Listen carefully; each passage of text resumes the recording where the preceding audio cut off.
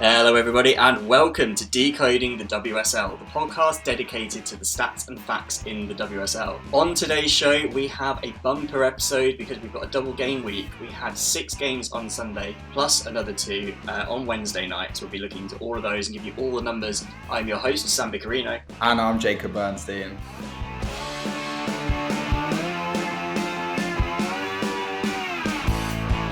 Yes, welcome listener, welcome into our Game Week 15 review on Decoding the WSL, and we have a debutant on the podcast today. I have Jacob with me. Jacob, how are you doing? Yeah, I am doing well, thank you. Thanks for having me on, Sam. No, it's good to have you on. I've obviously, I'm assuming some of our listeners as well would have seen you on Twitter posting about mainly Spurs, I guess, because you're a Spurs fan. Obviously, listeners, you won't be able to see this, but Jacob has got a Spurs shirt on, a retro one.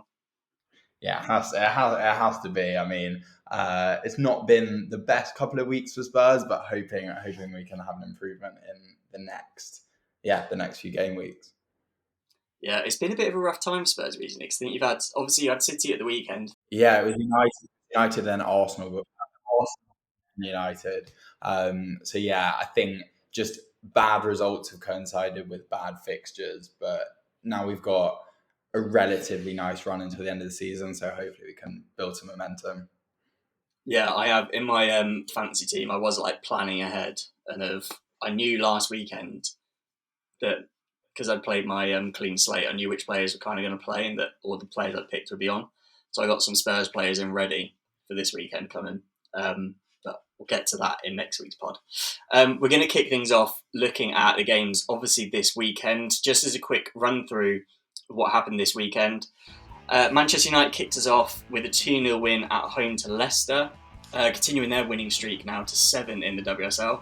Everton also added to their wins this season away at Aston Villa, a big 6-pointer with those two quite close to the table. Crystal Palace and Liverpool, two teams that had a different manager for their last game, they played in a 1-0 Liverpool win. There was also Brighton 2, Chelsea 2, Chelsea dropping points for only the second time this season. Spurs hosted Manchester City in a game that we were actually both at. That was a 2-1 City win in the end, thanks to an Alpha Gimo winner. And then the big game, I think anyway, at the weekend, and I think what a lot of people agree is one of the games of the season, was Arsenal 4, West Ham 3, and that is where we're going to start. Yes, Arsenal 4, West Ham 3 at the Meadow Park Stadium on Sunday, the final game of the day. It started out with Amber Tysiak, who had only scored 1 goal in 33 WSL appearances before this game. She got the opening 2 goals of the game within the first few minutes. Chloe Kelly equalised with a volley, got one back with a volley. Shakira Martinez then put West Ham 3-1 ahead in the second half. Then Renée Slagers subbed off her midfield duo of Leah Volti and Kim Little. And that really did it for Arsenal, because they then scored 3 goals in 7 minutes. Katie McCabe scoring from pretty much the baseline, Leah Williamson getting a header, and then the final goal, Kirsty Smith giving away a penalty, and Mariana Caldente, as she always does, putting the game to bed at 4-3. There was still about half an hour to go at that point, which obviously I didn't watch the game because I was at Spurs and couldn't get signal on the way back. But this was a game when I was watching the highlights, I didn't actually clock to start with how early on that 4th Arsenal goal was, and that there was an extra half an hour after where no one had scored. How did you sort of see the game? What was your biggest takeaway from it? It was such an action-packed game. It was incredible. I caught the beginning of the game on my way back from the Spurs game. So I was listening to it on the radio and just hearing the 2 West Ham goals go in that were almost identical from set pieces. I just couldn't really believe it. And then I got home about half an hour in and watched the rest of it. And I think there were key moments, and it was the goal by Chloe Kelly, obviously, which got Arsenal back into the game. But it was also the timing that it took place. I think it was on the 43rd or 44th minute, just before half time, which really gave Arsenal some momentum. And then West Ham restored their 2-goal lead with Shakira Martinez, who has been really impressive since coming back from her loan at Freiburg. She's got 3 WSL goals in 6 games, and we can get onto this later, but I thought, despite not scoring against City in midweek, I thought she was very impressive as well. And then you just felt such a momentum shift from Arsenal after they scored their first goal. To score 3 goals in 7 minutes is, extremely impressive. And I think the main takeaway that I'd say is it's extremely encouraging, I think, to have the team spirit to be able to be 2 goals down twice and come back. It shows the spirit of Arsenal. I think if you look at the bigger picture, conceding 3 goals isn't too much of an issue. If you look at all of Arsenal's WSL games under René Sledgers, they've conceded 8 goals in 11 games, and 6 of those 8 goals have come in 2 separate games. So obviously they conceded 3 this weekend against West Ham, and they conceded 3 in their 4-3 win against City a couple of weeks ago. But they've kept 7 clean sheets in 11 matches, so I don't think defensively it's an issue. However, Arsenal are scoring goals for fun, and I think that's something that they can definitely take away from this game. They've scored 4 or more goals in 6 out of their 11 WSL games under René Sledgers. And I think just, although it was only a penalty, Mariana Caldente is on such good form at the moment, and it's just proving to be the difference for Arsenal. Yeah, I think bringing her in the summer, there was a bit of talk that it was kind of either her or Miedemar. I don't know how true that was, but I've sort of seen that crop up in the last few weeks. But yeah, bringing Mariona in has been an absolute brilliant signing for Arsenal. She's so good. She's so good not just going forward. I know she's sort of classed as a forward, but she's got really good numbers for things like tackles won and interceptions, which when she's playing in that midfield role sometimes are really important. I mentioned that this was probably one of the games of the season. There was 5.7 XG in this game, 2.1 more than any other game. Arsenal got 3.6 of that XG, and West Ham got 2.1. They were actually the 2 teams that generated the most XG on Sunday, and they came from 35 shots, including 20 on target, which is quite a lot. I think 7 goals from 35 shots, 1 in 5 sounds about right. I think the average in the league is something like 1 in 6, so 1 in 5 sounds about right. It was sort of nothing the keepers did particularly badly. It was just a really entertaining end-to-end game of football. I think Arsenal definitely were probably the team that were a bit more on top, and I think in the end probably deserved a win. Albeit West Ham definitely put in a really good match for it. But West Ham made 43 clearances in this game. I haven't checked the numbers on it, but that's got to be up there as one of the games this season. One of the games where a team's made the most clearances in a single game this season, is 43 is nuts. I think as an Arsenal fan, my biggest takeaway is that not necessarily that we've conceded 3 against a team in the bottom half, because yes, that's not good. But like you said, Shakira Martinez has looked really good since coming in, not just with her goals. Obviously, she scored before Sunday as well, but just in her all-round play. They've obviously still got people like Viva Saying, Katrina Gorry, albeit she came on quite late. But I think the biggest thing from this game is that René, I think, is that substitution of the midfield 2. Taking off Leovaldi and Kim Little, they're 2 really good players, and probably players that when you need something to sort of see a game out, you need sensible heads, they are the perfect players to have on. And in this situation at 3-1 down, René didn't. She took a bit of a punt, and it worked out really well. And yeah, it helped with the free scoring nature. I did see after the game as well, Leah Williamson, her interview, her and Chloe Kelly did like their interview together with Sky or BBC, whoever it was, after the game. And Williamson said that West Ham have got such a good corner record this season. They were like, we were just so determined to get through that. I thought it was a really interesting way, because I don't know about you, but I would always think, let's look at the things that this team are rubbish at, and let's take advantage of that, rather than going, let's have a look at the things that this team are really good at, and let's try and beat them at it. Yeah, I think that's a really interesting point. One thing that I was going to note is you mentioned the high XG accumulated in the game. I think that was really interesting, considering Amber Tysiak's goal was a headers, Leah Williamson's goal was a header, and Katie McCabe's goal was must have been a very low XG chance. I haven't even seen it, but considering it was from the byline in a ridiculous angle she scored from, that must have been a low XG chance. So considering headers tend to be low XG chances, and Katie McCabe's goal was a low XG chance, that just shows the accumulation of XG from both sides, I guess. Yeah, it was definitely a really entertaining game. I think when you've got 35 shots in total, you are just naturally going to get a lot of XG. Yeah, it must have been like so. Amber Tysiak's first goal, the header was 0.08, tiny. Second goal was actually she went up for the header, but she actually kicked it in the end, which is really high XG chance. Katie McKay's was 0.04, so about it's like 1 in 25 shots from that angle going. Leah Williamson's was actually even less, 0.03. I guess because it's a header and it was quite far out because it was near the P spot. So yeah, so managed to get ahead on that and actually get it in was quite impressive. I think, well, before I start getting labelled as someone that's a bit too biased, I should probably move on from Arsenal winning. I want to move on to a different London team. This one's going to be Brighton 2, Chelsea 2. This one was a bit closer on the XG, 1.8 for each side.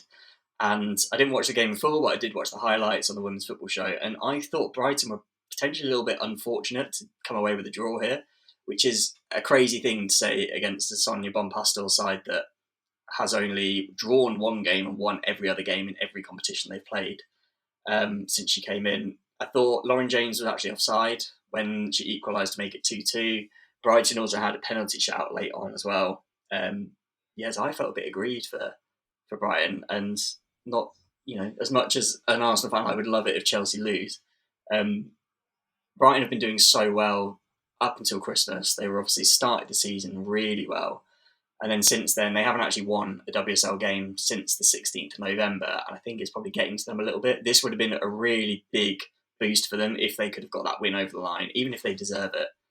They obviously haven't got it. Do you think Brighton fans kind of should be worried at all about that run? Because it's not looking good. If you just look at the numbers, regardless of the performances, they haven't won since the 16th of November, albeit I think they're still in the top half. Yeah, exactly. I mean, if you look at their results at the start of the season, they were high flying. They were third in November, and then since then they've drawn 3 and lost 4 in their 7 games since beating West Ham in November. I think obviously there's a big takeaway from this game is that getting a result out of Chelsea is no mean feat. Obviously, only them and Leicester are the only two sides to take points off Chelsea this season. I think the one thing that might be concerning for Brighton is potentially the pack behind them of teams that are starting to catch them. At Christmas, it looked like 5th and 6th was going to be between Brighton and Tottenham. But due to Brighton's poor run and Tottenham's poor run coupled with difficult fixtures, you've seen teams like West Ham, Everton, and Liverpool start to close the gap. And I think especially as you reach the kind of end of the season, it's the games when the middling teams are playing each other that are going to be key. So in the next game week, Brighton are facing Spurs at Brisbane Road, which is a key game for whoever can get the win there. Because if Brighton can win, hopefully that can kickstart their season. But it's a big game for us as well. Yeah, I think it's going to be a big game. Yeah, like you say, for either side, because they're both going to be wanting to kick this form in the bin as such. Yeah, like you said, that middle pack is starting to get really close. There's a gap of 13 points from Man City in 4th down to Brighton in 5th. But then from Brighton in 5th down to West Ham in 9th, it's 19, 18, 17, 16, 15 points. So there's literally 1 point per place. Brighton are on the longest winless run in the league other than Crystal Palace. And Spurs are obviously, like you said, they've had some bad fixtures. We will move on to Spurs next. They've had some really bad fixtures recently because they've played Man United, Arsenal, and then Man City. So 3 of the top 4, and teams that, like we've already said, there's such a big gap between 4th and the rest of the league. Spurs lost at the weekend at home to Man City. I thought we'll go into the sort of details of the game in a minute, but I thought this was actually a game that Spurs played really well in. Like I said, we were both actually at this game. From watching it, and I thought there was some Spurs players that had really good games. Olivia Holt came on, did really well. I thought Ella Morris was potentially the player of the match. How did you feel about it as a Spurs fan? I mean, obviously losing is it's gutting to have lost the game. But I think if you look at all of our results against the top four sides this season, we've really struggled, which is a shame because after such a strong season last season, where we beat Arsenal in the North London derby last season, took points off United, and also beat City in the FA Cup. So we had strong results last year. We've really dropped off, and we've struggled against the top sides, and it's mainly come through how we've approached the game. Most of the games we've kind of sat back quite a lot and not given the game a go. The only game that I can think of, other than the City game, where we've gone toe-to-toe with the top side is we lost 3-0 to United in October, but actually the start of the game, we were really in it until 2 moments of absolute magic from Elizabeth Hurland. And the City game felt similar in the fact that we were going toe-to-toe with them. We competed. I think there's a lot of encouragement to take from it ahead of a period now where in the next 3 weeks, we've got games against Brighton, West Ham and Leicester. So there's a big opportunity for us to pick up some points. Yeah, and I think those are the games. They're the sort of games that will define your season. Losing to the top four is something that basically every other team does. So you're not really losing places. Whereas, when you get to play against people like Brighton in 5th place, they're the matches that are going to matter in the end of the season and to which place you'll finish. In terms of how that game went, I think Spurs probably were actually slightly the better team. They certainly started better. The first 5 shots in this game were all Spurs. But Miedemar, with the 6th shot of the game, put City ahead with a header. City then had to wait until 30 minutes to have a shot that wasn't a header because they were just being forced out wide by Spurs, basically. They obviously had a game plan. City couldn't really do much on the left. Ella Morris was doing fantastically against Carolyn, but down the right, Albert Figino, I thought, had Neville on toast. It's one of those games where the eye test really made a difference compared to the stats, because I know if you looked on FOTMob, which is what I tend to use, I think they had Ash Neville down as Spurs' best player, but Figino just seemed to go past her every time. I don't quite know how Neville managed to do that. I thought Figino was fantastic. Well, I thought Figino was brilliant. I mean, obviously she got a goal and an assist, and ultimately the winning goal of the game. But I thought Ash Neville actually did defend very well, and obviously she ended up having a moment of brilliance where she did like an acrobatic effort off the line to clear from, I think it was Miedemar, her header. Brilliant piece. It was actually something that I was going to mention because there were quite a few instances this weekend. Ash Neville's clearance, Leah Williamson and Amber Tysiak's goal, where maybe the decisions were correct, but there were 3 instances and 3 examples of why goal line technology has to be implemented into the WSL, and just because it's so difficult to see with the naked eye whether the whole ball is over the line, and it just ensures that decisions are correct, and it's something that's been implemented in the men's game for years and years now. So I hope it's not too long until we see the implementation of goal line technology. Yeah, I definitely like to see something like that in the women's game. I think it's basically money is the reason that it's not in the game, because if there's a TV broadcast, for example, if a game's on BBC or Sky, there's normally 3 or 4 or 5 cameras. Whereas if you watch any of the YouTube games or even the YouTube highlights, you can tell there's 1 camera and that's it. And I guess that's because that's all it's worth.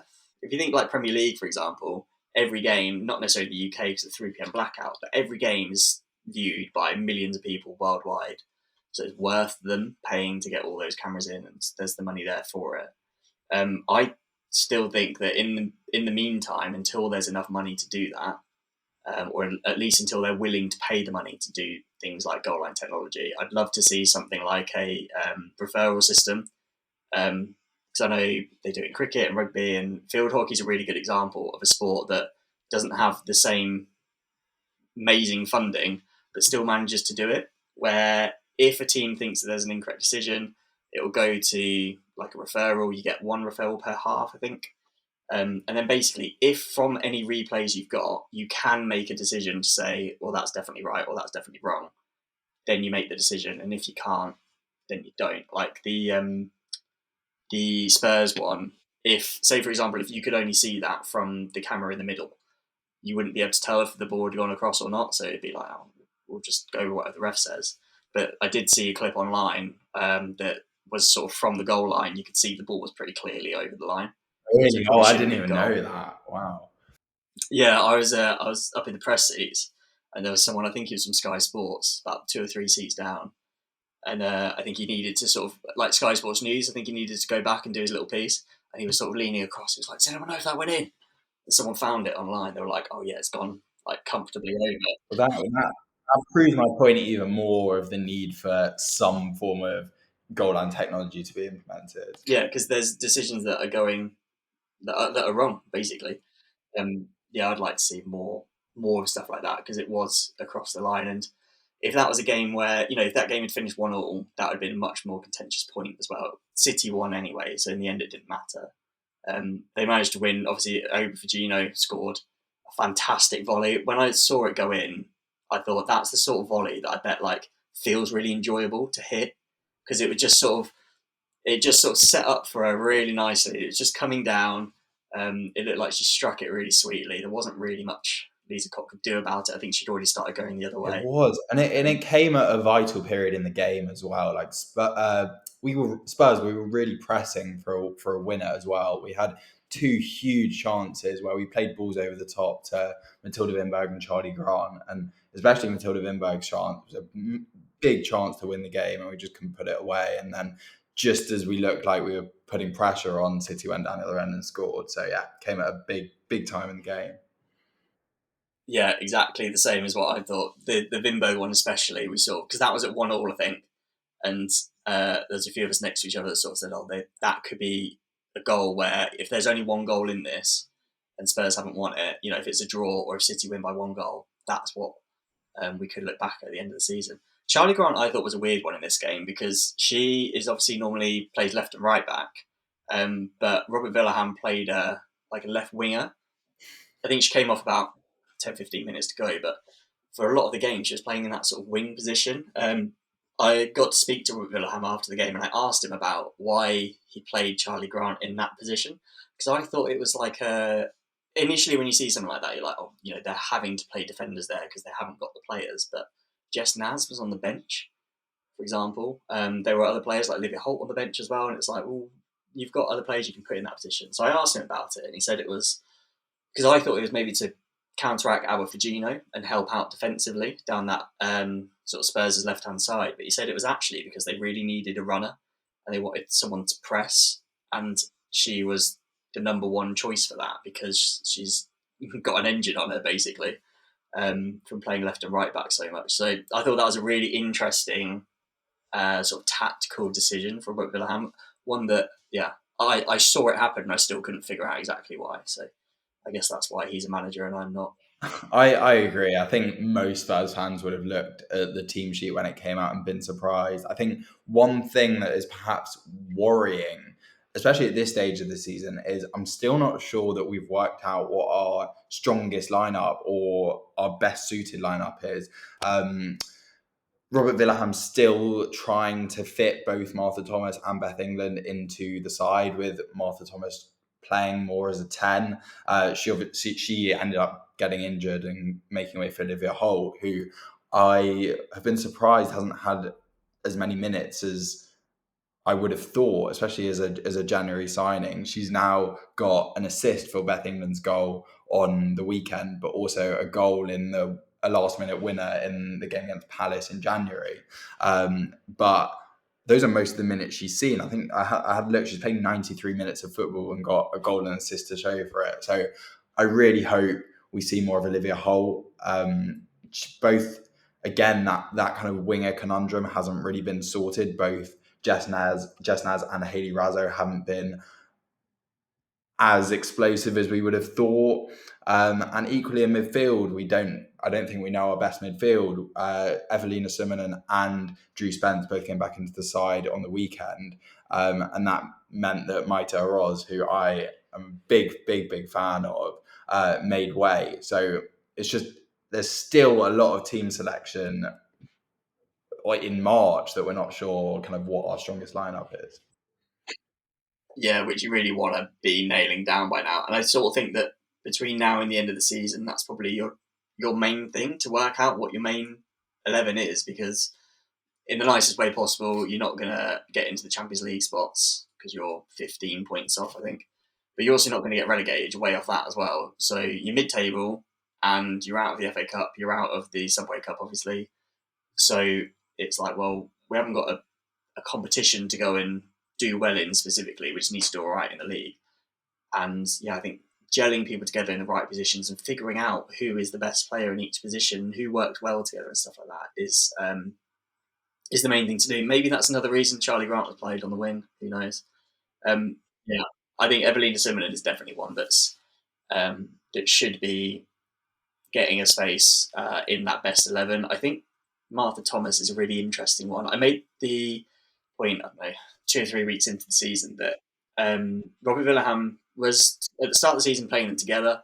I just don't think it works very well. I think they're both really good forwards, and I think if Beth England wasn't there, Martha Thomas would be maybe not scoring quite as many, but she'd have quite a few goals. It's true, and we saw it at the beginning of last season when Beth England was injured, and Martha Thomas was on such good form at the beginning of last season, and then ever since Beth England came back from her injury, it's been really difficult to kind of manage both their minutes and play them alongside, and how to kind of get the best out of them both. But yeah, I was going to say, I have to shout out Beth England because she scored another goal on the weekend, and it was an incredible finish as well. One back by Olivia Holt and smashed in from England, but it's unusual in regard to most of her goals this season. She's been more of a poacher, but this was a brilliant finish. It was her 8th WSL goal of the season. Only Bunny Shaw has more, and Tottenham really lacked goal scorers this season. Our second top goal scorer, with Beth England in first, is Evelina Simonin, who's got 2 goals. So we've really had problems with goal scoring, and Beth England had a massive chance in the last second of the game. It was a really well worked play with Ella Morris down the right. It was almost like the perfect last chance. Ella Morris crossed it in, and it was a 0.35 xG chance for Beth England. She had like the whole goal to aim at, and it kind of hit the defender and ended up going straight to the goalie. But it was just it would have been such a sweet way to end the game with an equaliser.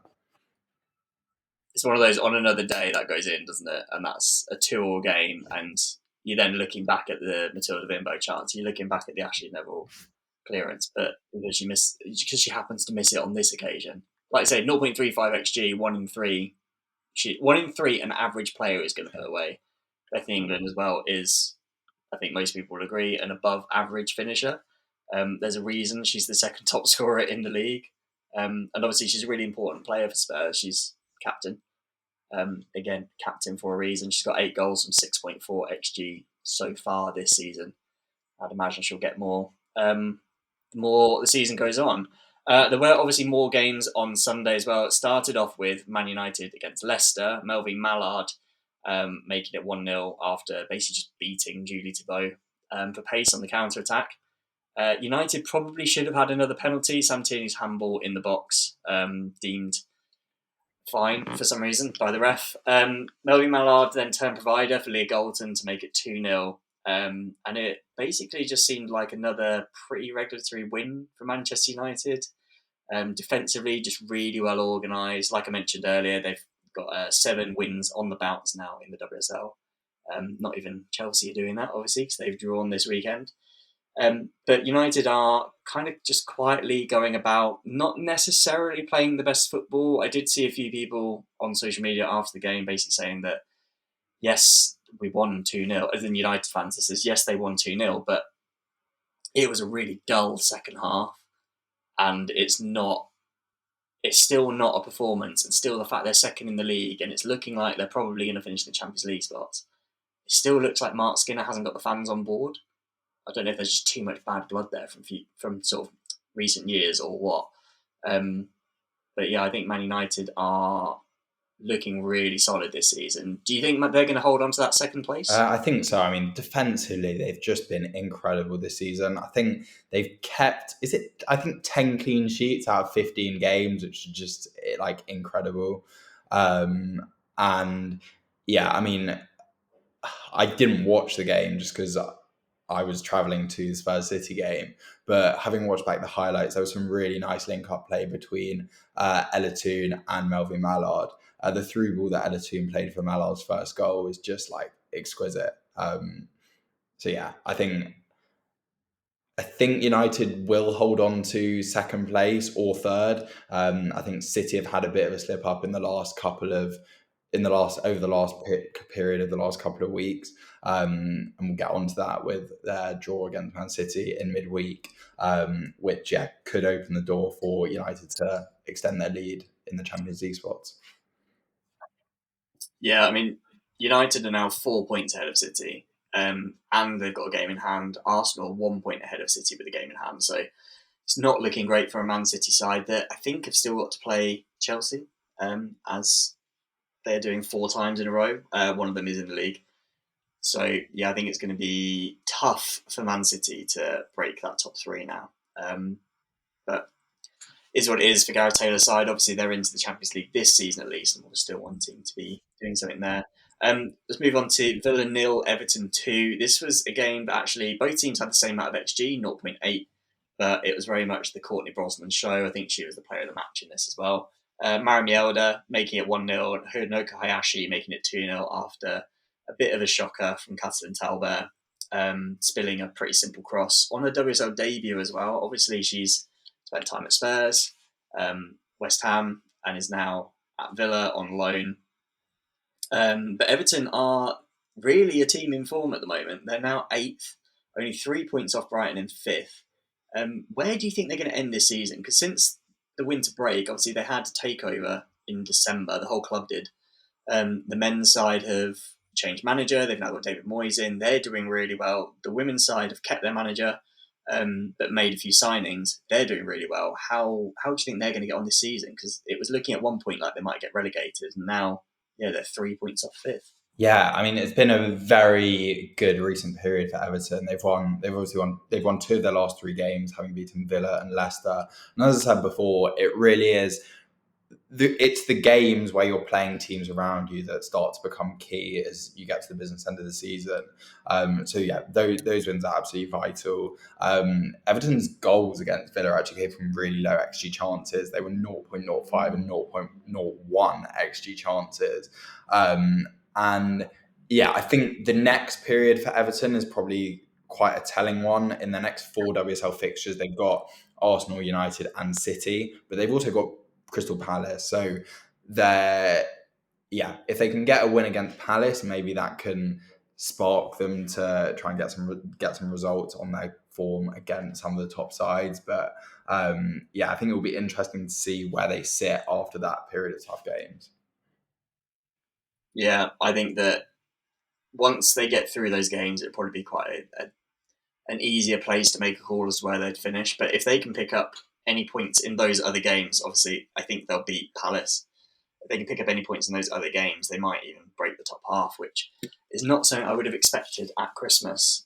Talking about Palace, this was what I'm going to call El Sakiko, because neither team had the manager that they had in for their last game. Laura Kaminsky I think both managers actually, it was sort of termed as they'd left the club, and it was very, thank you for what you've done. It was very nice leaving words, but in essence, it sounds like they were both sacked. Laura Kaminsky has gone. Leif Smirud has come in, brought in quite quickly, so they obviously must have had him lined up, ready to go. His last job was the Norway interim manager back in 2023, Norway women, that is. He has done work for the men's youth side at Norway as well, and he was a player himself. Matt Beard has obviously left Liverpool as well. That was one that I wasn't expecting, especially with no manager coming straight in. From what I've heard from other people on different podcasts, on social media and things like that, it sounds like Liverpool might actually wait until the summer, which to me sounds like they've got someone that they want that isn't available. or they might just be trying to see who comes up in the summer, and obviously not necessarily taking anyone from NWSL then. From America, it's going to be someone from Europe. But yeah, we'll have to see what comes there. The game I watched on like the YouTube, not the YouTube highlights, the BBC highlights for this, and it looks like a really poor game of football. There's a reason that I've left it last to the games on Sunday. Really scrappy, didn't it? I watched YouTube highlights as well. Just all of the highlights were just like pinball chances, and yeah, it just looked like a game between two teams that have just sacked their managers and hired new ones. Yeah, and I would say it's probably not a good advert for a women's game, but never mind, not all games are. You don't get good adverts in a men's game sometimes. One interesting thing that I picked up on was, like, obviously I don't know the ins and outs of decision making at Palace and Liverpool, but in terms of like where both of them are in the league, obviously kind of Palace coming up from the Championship last season, it's difficult. It's obviously notoriously difficult to come up from the Championship. We saw it last year with Bristol City, who struggled and went straight back down. And I think there's a huge game next weekend for Palace, who face Villa, actually, who are in 11th. And if Palace can get a win or get a result, that could spark them to potentially survive. However, if they lose, then they're in a really, really difficult position. So I think that game could be really telling for the rest of Palace's season, really. Yeah, I think if they win that game, Palace, they'll be 1 point behind Villa. If they lose that game, they're going to be minimum 6 points behind 11th. Depends how other games go as well, because Leicester are playing Brighton that day, so it could be 7 points behind 11th place with 6 games to go. You'd imagine it's probably done for by then. They'll need more, but if 11th place have more than double the amount of points of you with 6 games to go, you're probably going down, unfortunately. It's interesting that, because I've seen a bit of discourse about this, about teams going straight up and straight back down. But I think before there's been such like a kind of cash injection, I guess, into the women's game when England won the Euros. Cash injection in England, anyway, that is. Before England won the Euros, I think it was something like 6 years in a row a team had come up and not gone down. Liverpool, I think, were the last team to do so. Obviously, teams like Man United had done that as well. But then Bristol came up and went back down in pretty poor fashion. I think they got something like 3 points in the second half of the season. Might not even been that much. And it looks like Palace are basically doing the same. But the teams that are looking like they might come up, think like London City Lionesses, maybe Birmingham, they seem to be putting a lot of money into their sides, not just the team, but the club as well. So I think it'd be really interesting to see what happens. And obviously, there's a bit of potential changes to the rules in the league. But we'll get to that after we've spoken about Wednesday's matches, because there were 2 on Wednesday night. A couple of days ago. It's Friday night as we're recording. I'm going to let you take more of the lead on this one, because you watched it and I didn't, which was West Ham 1, Man City 1. It seemed like, from the highlights, a game that City were the better team, but West Ham, just as they do quite a lot recently, are just a good unit, a good team together, and sort of a more than the sum of their parts. How did you see it? Yeah, it was a really good game, actually. I decided to watch it over Chelsea Leicester just because out of the 2 games, I thought that was probably the one that would be closer. It was interesting to see City rotate. I'm not sure if they rotated ahead of their League Cup final next weekend, potentially. But against Spurs, they rested Mary Fowler, Jess Park and Jill Ward. And then against West Ham, they rested Bunny Shaw and Miedemar. And the first half was very tightly congested. It was quite an open game, very end-to-end. But it was a very well contested game. And then in the second half, it was very much City domination. And then I don't think you'll be surprised to hear that a Bunny Shaw substitution on the 66th minute completely changed the game. You just saw the impact that she had from the minute she came on. She she had a chance on the 68th minute, so 2 minutes after she came on, which was really nice link-up play from City, but her shot it ended up being forced wide. But she was very, very involved in the play. I think she had 4 shots in the match, which was a high. No player in the match had more shots than Bunny Shaw. She had an overhead kick attempt, which was speculative, but it would have been special if it went in. And then she came up with a good, putting City into the lead on around the 80th minute. And to be honest, it looked like the game was wrapped up, but then it was,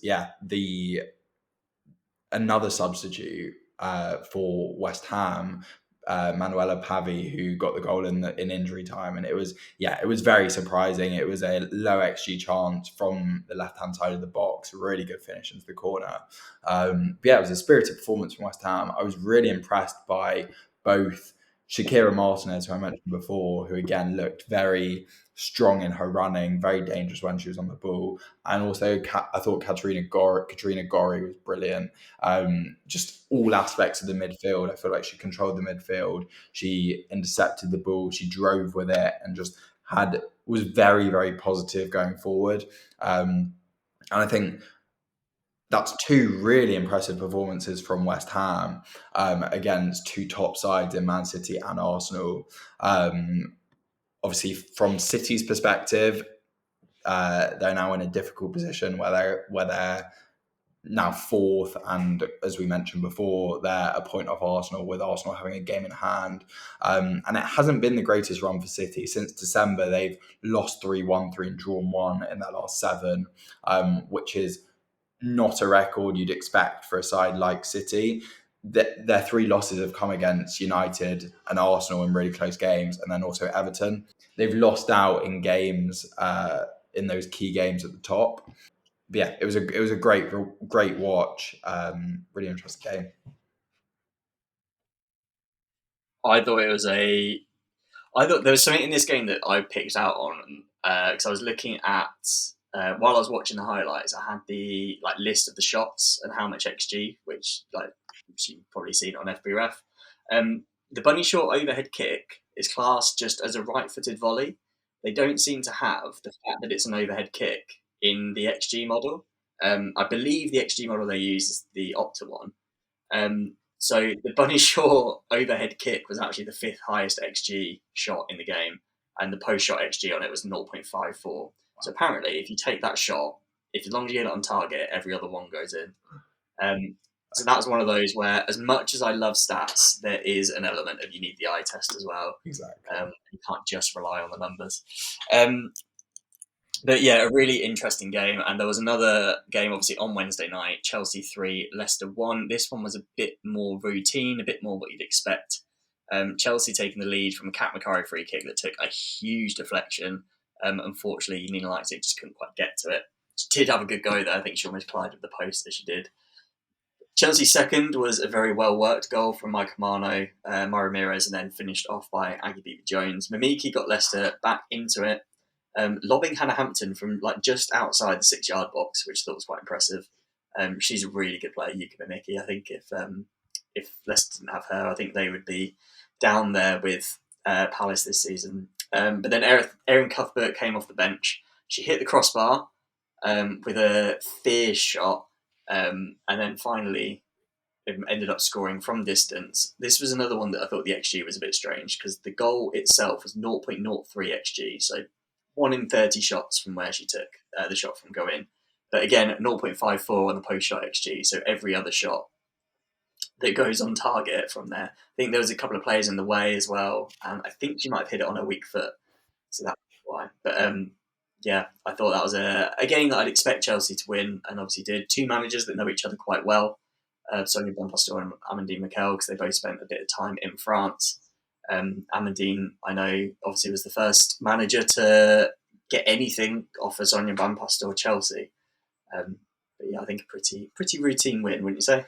Yeah, I mean, it was a routine win. Obviously, as you just said, Leicester were the first team to take points off Chelsea, so. I mean, there was a potential banana skin there, especially when Leicester got a goal back. I have no doubt that Chelsea will go on to win the league, especially considering how good they've been this season. But I think Interestingly, there's a good psychological element to them playing first. Like Chelsea drawing to Brighton on the weekend and United beating Leicester meant that I think the gap at the top was cut to 5 points. So then Chelsea having played an extra game now and extending that lead to 8 points, I believe, just makes such a psychological difference, because if United had played, I don't know, if United had played before Chelsea in the following game week, suddenly it starts to get interesting. Yeah, it's a big win for Chelsea, who now have such a crucial period with, as you said before, 4 games against City in a row, with their League Cup final, Champions League quarter final, and a game in the WSL. Yeah, I'm really intrigued to see how those 4 games go. I did actually ask last time I was on the pod. I think it was Izzy that was on when we spoke about it, but let's get your opinion on it as well. How do you think those 4 games are going to go? Because they've got the Subway Cup first, then they've got Champions League, then the league game, which I think is at City, and then Champions League again. How do you think they're going to go? Who do you think is going to get what? I think I've gone that Chelsea will get the Subway Cup and they will progress to the next round of the Champions League, but I don't think they'll win the game in the WSL. Yeah, I think Chelsea. I think I'd definitely back Chelsea to win the Subway Cup. I think on a one-off game, I think that I see them beating City. I think the Champions League may be the interesting one, just because of the two-legged element. So, you know what? As a pun, I'll go for City to take it, and then I'll say, I'll say Chelsea to take the WSL game. Just because I think, maybe on those one-off games, I'd back Chelsea, but potentially over 2 legs, who knows? It's so difficult to say, especially when you're playing the same opponent 4 times in a matter of weeks. It will be a very, very interesting period. I think it'll be interesting to see what sort of teams get put out as well, because obviously Chelsea's squad is a lot deeper than City's. City have some really, really good players like Bunny Shores and Joe Rhodes, but Chelsea have a really deep squad. I'm just intrigued to see what it all comes out at. The last little thing that I want to speak about today is something that I think is quite important, which came out recently, which is the potential. Nothing's gone through, nothing's formalised, nothing really, I think, has come out since this has sort of been, I guess, leaked to media, which is around the WSL becoming a closed league, potentially alongside the Championship. I don't think there's a definitive this is what's going to happen, but there's a few things going around. One is that no one would be relegated from the WSL for something like 3 or 4 seasons. 2 seasons or 4 seasons. So you would increase by 1 team each season and no one would get relegated. The other idea is that potentially there's no relegation from the Championship to help those Championship clubs improve. What is your sort of thought on this? What is your outlook? It's such a loaded question, really, isn't it? I think there's been a lot of talk in general about expanding the WSL. So I think the idea in regard to expanding it to increase competitiveness is correct. I think we should be seeing a league that has 16 teams or more, which will allow there to be more fixtures. At the moment, I think it's, especially if you're not playing the Champions League, it seems quite stop-start. You have periods where you have games midweek and in the week for 3 weeks, and then suddenly there'll be an international break and no fixtures, and it's just a bit too stop-start. So I think having more fixtures and allowing for more competitiveness is always good. However, I think the idea of a closed league is just wrong on so many levels, and it's not something that I actually think will go through. I think they'll come up with some form of alternative, but I think if you want to make a league more competitive and improve the discrepancy between the teams at the top and the teams in the middle, making sure that teams don't get relegated, I think will deter the teams that are in the middle and bottom of the league to not invest in their team. Like, why? Like, I'm not saying they shouldn't invest in the team, but there becomes no reason to invest in the team if your place in the division is secure. I actually saw something and tweeted about it yesterday. I saw that there's similar talks in the Norwegian league, but from I think 26, 27. And what they're going to do is they're going to have 3 teams getting promoted and 1 getting relegated for X amount of seasons. And then they're going to do a playoff where 4th from bottom in the top division plays 4th from top in the second division. I don't mind the playoff, but I think the idea of 3 teams getting promoted and 1 getting relegated is exactly what they need to implement in the WSL. And if you do that for 2 seasons, then suddenly you have a 16-team league. So yeah, I mean, lots of controversy, and I hope they come to some form of conclusion like the one I just mentioned. Yeah, it's interesting you bring that up because that's what I had to bring up because I didn't realise that it comes from the Norwegian league, but I saw someone, I think it might have been Charlie Parks, mentioned it on her podcast, saying that the idea of having three up and 1 down, or even 2 up and 1 down, I think would be great. Obviously, ideally, you wouldn't have an odd number because then a team doesn't play each week. We've got it in the Championship this season because of Reading, basically. Which I don't think is ideal, but I don't think it's actually been as bad as I thought it would be. So I wouldn't be against that, having 2 up, 1 down. I certainly think that's better than just having 1 up. If you want to increase the league by 1 each year, I don't know the best number of teams in the league. My inkling is it's probably either 16 or 18 would be the best number to have, but obviously you still need it to be competitive. I think if you look at the Championship, though, the top 2/3 of the Championship is so close, and when teams come up, they're still quite a way off the WSL. So I think getting more teams up at once and having fewer teams go down is a really good way to go. Because if, let's say, this season, I don't know, Newcastle, Birmingham, and London City Lionesses all come up, and Palace went down, and only one of those teams is going down next season. Not only does that help those teams because at least 2 of them staying up, maybe even 3, because those teams are really going to try and invest more. There's a lot of teams in that league that are keen to invest in their women's side, like the ones I've just mentioned, especially London City Lionesses, obviously, whereas there are teams in the WSL that maybe aren't. Think about West Ham, I know they're doing a bit better, but Man United are very reluctant to give their women's side anything. Liverpool the same. But I think there's generally goodwill to do this stuff. But I think, if you close off the relegation, I think you will see any teams that aren't near the top 4. Think about Leicester, Villa, West Ham. If they've got owners that don't care that much about the women's team, which, let's be honest, some owners are just in it for the money. They're just in it for the fame of the men's team. If the women's team aren't going to get relegated, but they're also not going to, Leicester would need an incredible amount of investment, for example, to be challenging the top 4. If there's no point in doing that, but there's also no point in putting money in because they're not going to get relegated, I'll just be like, screw it, I'm not going to care about the women's team. And that's then a really bad look. Not just for the club, but for the women's game generally, which I don't think anyone in the women's game wants because it's growing so well. Exactly.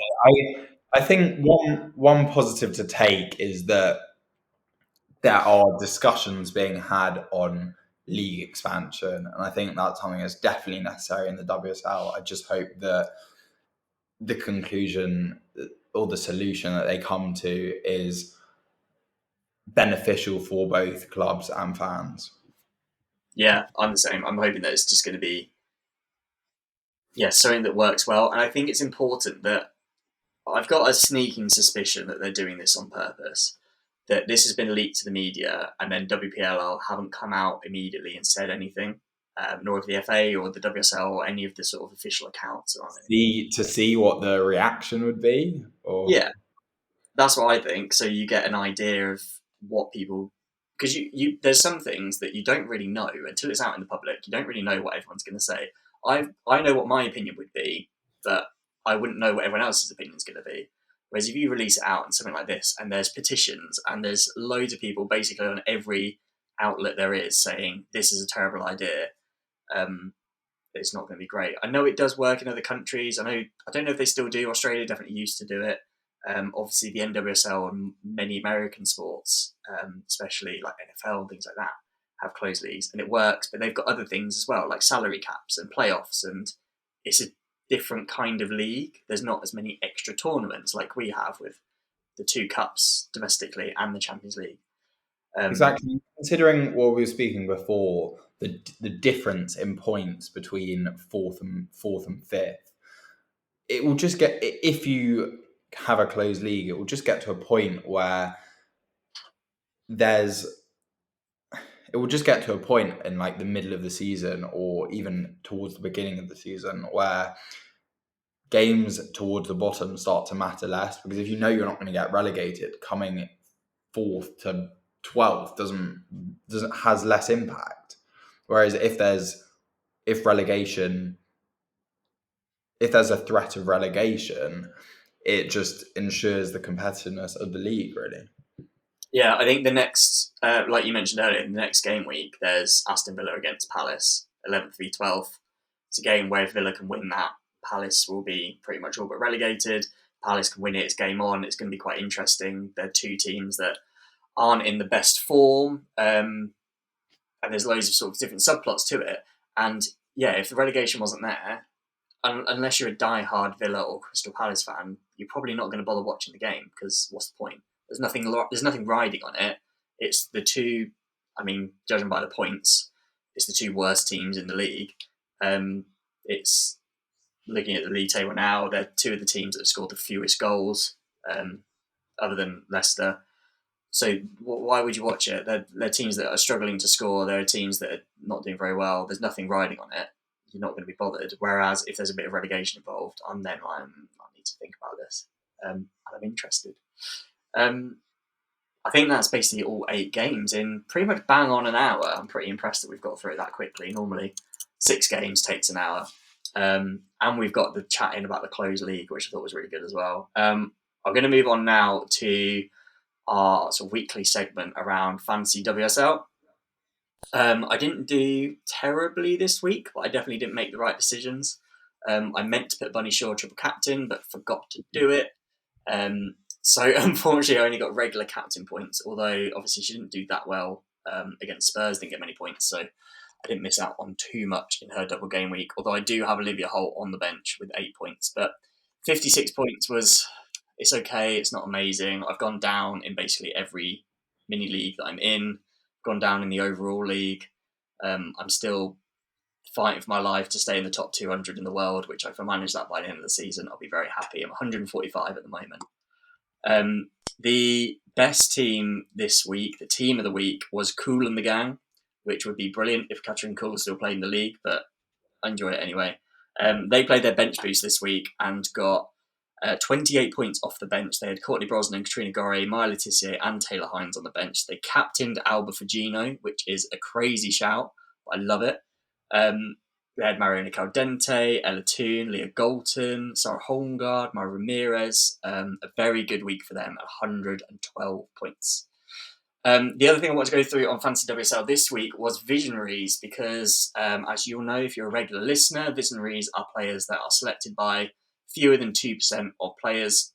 And if they get a return to anything other than just playing, things like a goal or a clean sheet or an assist, you get bonus points. The best Visionaries this week were Mara Mielda. Obviously, she kept a clean sheet and got a goal for Everton, and Amber Tysiak, getting 2 games in this week and scoring 2 goals in the first one. They both got 18 points this week. Melvin Mallard and Alba Fagino were the next ones on 15. Alba Fagino, I always think, is a strange one because no one seems to want to pick her on Fantasy WSL. She plays quite a lot. She's really cheap. And yeah, she still has less than 2% of people picking her, but maybe some more will after this weekend. Other players that got 10 or more points this week were Jasmine Matthews, Kat Macario, Eva Nystrom, Manuela Pavi, Yuka Miki, and Shakira Martinez. A lot of really good players in there, but yeah, when there's such a big field to pick from, it's really hard to know who to pick. But I mean, don't trust me because I'm very mid-table at the moment and I had none of those players. The only the only visionaries I had this week were Olivia Holt and Amanda Nilden. And Olivia Holt did really well, but I didn't play her. But never mind. Moving on to next week, we'll hope for the better. I do want to plug as well, Fantasy WSL are... Obviously, it is, if you don't know already, it is the biggest fantasy game in women's football, and they are expanding with the NWSL starting in just over a week's time. They have started Fantasy NWSL. So you can download the app now. It is available on, I know it's definitely on Android and Apple. It probably is on the other stores as well. I will be putting out a league for myself. I've sort of sent the details over to the Fantasy WSL, NWSL, I don't know what to call them now, team, and they're going to be putting out a league, Stattorino League. So once that's out, I'll put it out on my social media. Make sure you join along. You will probably beat me in that because I like to think that I know my stuff around the Fantasy WSL. That is why I'm in the top 200. I don't think I'm going to be anywhere near the top 200 for NWSL because other than players that used to play in the Fantasy, used to play in the WSL, I don't know that much about the NWSL. But we'll see how we go. Jacob, I'll have to get you in my mini league as well for that. Yeah, yeah. I don't know much about the NWSL, but I need to get onto Fantasy WSL. That's my aim for that. That's next season's aim. Yeah, I don't think there's much point starting with sort of 7 games to go.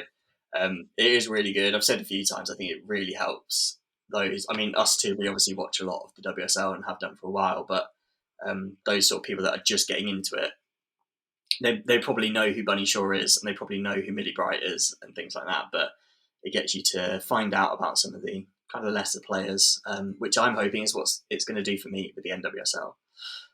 But there we are. That is our review of the week's games. Obviously, it's a little bit later than usual this week, being on Friday, but that is because we had those Wednesday games and I wanted to cover those. So thank you very much, listener, for joining me and Jacob this week. Thank you, Jacob, for joining me as well. It's nice to have you. A very good debut, I think.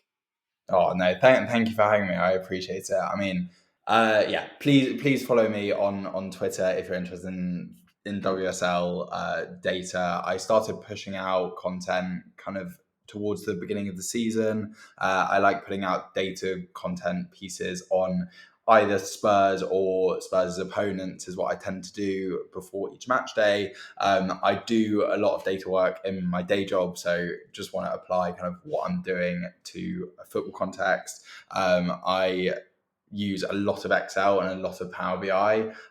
So stay tuned to the end of the season because I've got plans to make some form of like WSL dashboard with with data and statistics from the whole season and analyze that. So yeah, that's a big piece of work that I will have coming towards the end of the season. Yeah, thank you so much for having me on, Sam. It's always great to have a platform to speak about women's football and data. So yeah, thanks. Yeah, no, it's been really good to have you on. It's good to have as well. I know we talk about diversity a lot, but it's nice to have someone on that's very similar to me because I also work with data a lot in my day job and I was in Excel and Power BI basically all day today. So yeah, I'm looking forward to this dashboard as and when it comes out. But yeah, thank you very much for coming on. Like I said, listener, thank you very much for tuning in. If you did enjoy today's episode, as ever, do make sure to follow or subscribe wherever you get your podcasts. You can follow us at Decoding the WSL on Instagram. And obviously, as ever, follow me at Stattorino on X, Instagram, Blue Sky, and now I'm putting out some more content on TikTok as well. Jacob, do you want to plug your app so people can find you?